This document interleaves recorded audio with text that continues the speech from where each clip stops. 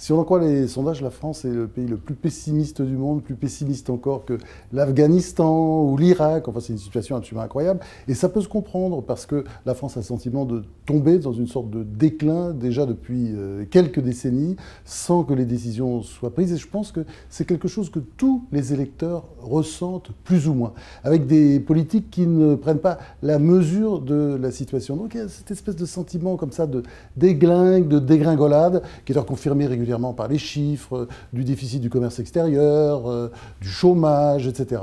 Et ce qui se passe là, c'est qu'on a l'impression que la France a quand même gardé la tête relativement froide. Bon, si vous regardez bien les candidats, disons, les plus extrémistes, ceux qui proposent des solutions qui ne sont pas réalisables et qui casseraient le pays. Jean-Luc Mélenchon, très intelligent, mais enfin son programme économique est quand même très spécial, il faut bien dire.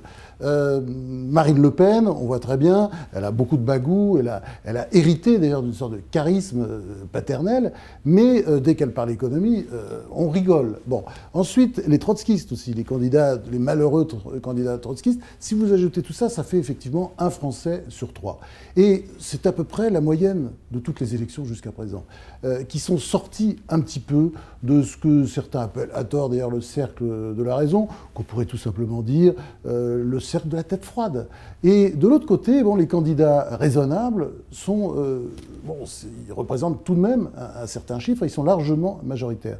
Et je crois que c'est ça qui est important. D'ailleurs, dans ce résultat, vous avez une très bonne nouvelle pour François Hollande, c'est le fait que Jean-Luc Mélenchon, qui était très poussé par les médias, et qui est d'ailleurs par ailleurs un excellent candidat, bon, a fait un score qui lui permet d'avoir quand même relativement les mains libres à gauche.